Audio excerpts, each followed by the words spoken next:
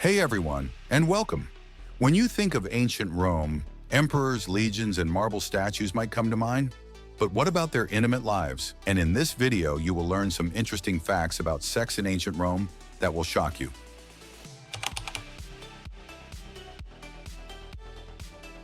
Legal and regulated prostitution, a visible part of urban life. Prostitution was a legal, recognized, and highly visible feature of ancient Roman society, particularly in urban centers. Unlike many later Christian societies where it was often driven underground or heavily condemned on moral grounds, Rome approached prostitution with a degree of pragmatic acceptance, integrating it into the social and economic fabric while simultaneously subjecting it to regulation and maintaining a clear social distinction for those involved. Prostitutes, known by various names including meretrix, implying one who earns money, lupa, she-wolf, leading to the term lupanar for brothel, or more specialized terms depending on their class and venue, were required to register with the local magistrates, eordiles. This registration often involved adopting a distinctive style of dress, typically the toga, ironically the garment usually worn by respectable male citizens, but required for registered prostitutes instead of the matron stola, and sometimes specific hair colors, often dyed blonde or red, to clearly mark their profession and distinguish them from respectable women. This visibility served both regulatory purposes and reinforced social boundaries. Prostitution was also taxed by the state, providing a source of revenue.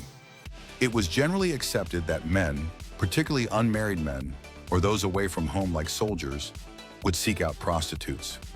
Engaging with prostitutes was not typically seen as inherently immoral for a Roman man, especially compared to committing adultery, stuprum, with a respectable married woman or seducing a virgin daughter of a citizen family, which were serious offenses.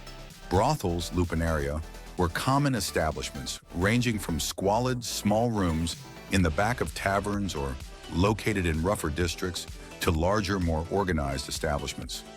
The famous lupanar of Pompeii provides vivid archaeological evidence with small individual cells, stone beds, and explicit erotic frescoes, likely depicting services offered or simply setting a mood.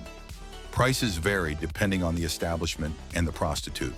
Beyond brothels, prostitution occurred in various settings, including taverns, bathhouses, inns, and even public spaces like beneath arches, fornices leading to the English word fornication, or in cemeteries. There was a hierarchy among prostitutes. At the bottom were slaves forced into prostitution or low-class streetwalkers. Above them were brothel workers. At the higher end were courtesans, often depicted as more educated, skilled in music or conversation, and sometimes forming longer-term relationships with wealthy men, blurring the lines between prostitute and mistress. Figures like Clodia Metelli, Catullus's Lesbia, though her actual status is debated, represent the complex position of intelligent, independent women who operated outside conventional marital norms, sometimes associated with the courtesan lifestyle. Despite its legal status and ubiquity, prostitution was still associated with social stigma, infamia. Registered prostitutes, along with actors, gladiators, and pimps, were considered infames, meaning they suffered a loss of legal and social standing, unable to hold public office, vote if male, or represent themselves in court in the same way as reputable citizens. Their testimony might be considered less reliable. This paradoxical status, legally permitted and integrated yet socially marginalized, reflects the Roman ability to pragmatically manage social realities while upholding strict ideals of honor and respectability for the citizen class, particularly for citizen women within the framework of legitimate marriage.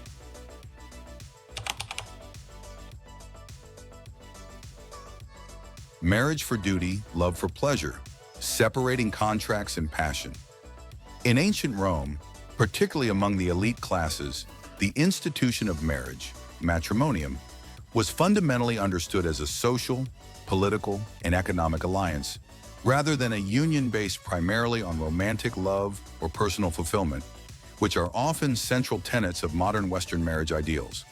The primary purposes of Roman marriage were the production of legitimate children, liberi, to continue the family line and inherit property, the transfer and consolidation of wealth, and the creation or strengthening of political and social ties between influential families. Marriages were often arranged by the heads of families, pater familias, when the individuals involved were quite young, sometimes even in childhood, with practical considerations heavily outweighing personal affection. While mutual respect, companionship, and affectio maritalis, marital affection or regard, were considered desirable qualities within a marriage and contributed to its stability, passionate, intense romantic love, amor, of the kind celebrated by poets like Catullus, Propertius, Tibullus, and Ovid, was often viewed as separate from, and potentially disruptive to, the serious business of marriage and family duty.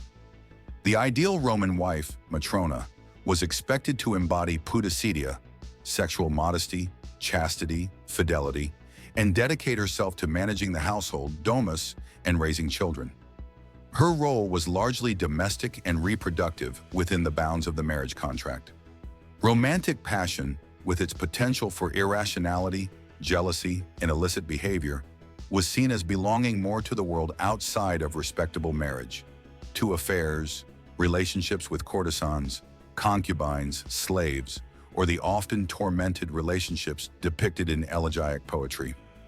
Ovid's Ars Amatoria, Art of Love, for example, is largely a guide to conducting extramarital affairs and seduction, operating in a sphere distinct from marital propriety. Similarly, Catullus's passionate and tortured poems addressed to Lesbia, likely the aristocratic Clodia Metelli, a married woman, depict a love that is all-consuming but exists outside and in tension with Roman social norms and marital expectations. This is not to say that genuine affection and deep bonds couldn't exist between Roman spouses. Many funerary inscriptions attest to long and loving partnerships. However, the cultural expectation was that marriage served pragmatic ends first and foremost. Divorce was relatively common and straightforward, particularly among the upper classes, often initiated for political or financial reasons, or due to infertility, further highlighting the contractual nature of the union. The distinction between the function of marriage, duty, lineage, alliance, and the experience of intense love, amor, often found or sought elsewhere, provides crucial insight into Roman social values and how they compartmentalize different aspects of human relationships and sexuality. It contrasts sharply with the modern romantic ideal, where marriage is expected to be the primary locus of passionate love and personal fulfillment. Complex views on same-sex relations, nuance beyond simple acceptance or rejection. Characterizing Roman attitudes towards same-sex relations requires significant nuance, moving beyond simple labels of acceptance or condemnation. As discussed earlier, Fact 2, the primary lens was status and role, penetrator versus penetrated, not the gender composition of the pairing itself. Adult male citizens could engage in sexual acts with lower status males, slaves, prostitutes, sometimes youths, as the active partner without significant social stigma. This form of relationship, often involving an older man and a youth, pederasty, had parallels with Greek traditions, but differed in its Roman context. While sometimes idealized in literature, it lacked the institutionalized pedagogical role it held in some Greek city-states. The focus remained on the power dynamic. The citizen male asserted his dominance. However, the acceptability of relationships with freeborn youths was more ambiguous and potentially problematic than with slaves.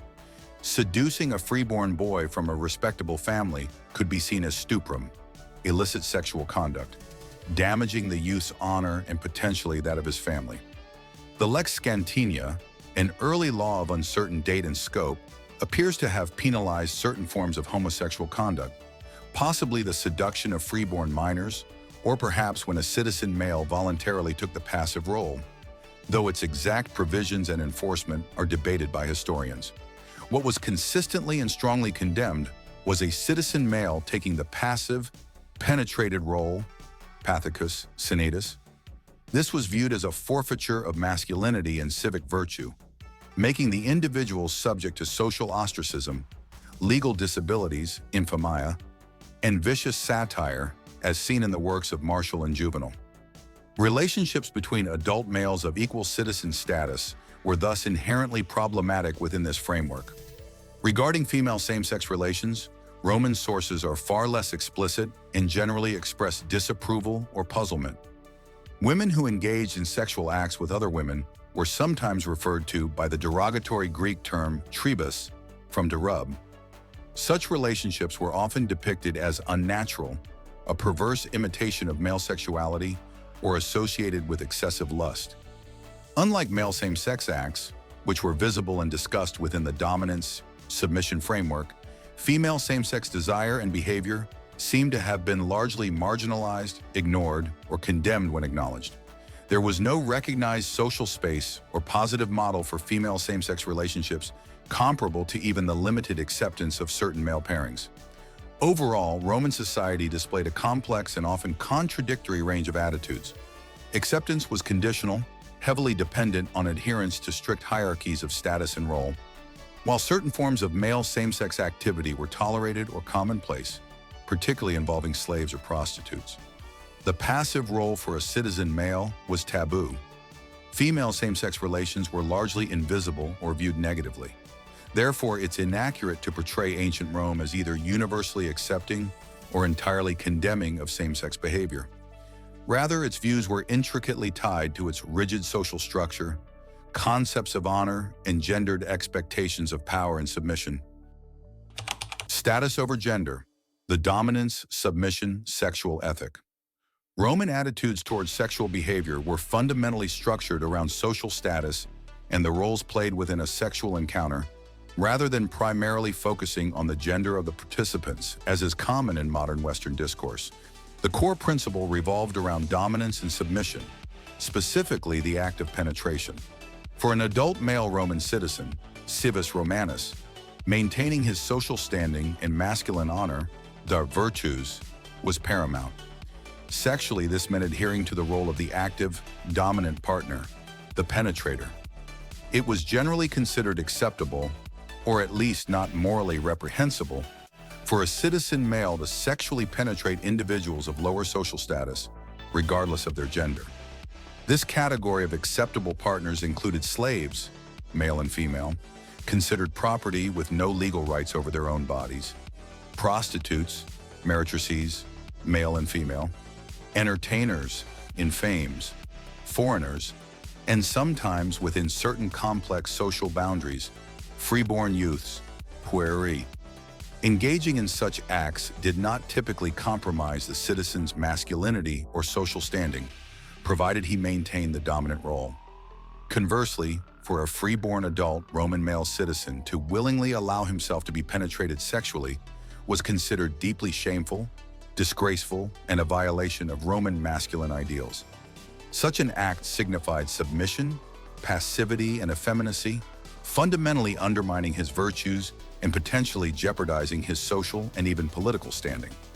Men who were perceived as habitually taking the passive role in sex with other men were often subjected to ridicule and social stigma, labeled with derogatory terms like sinitus or pathicus.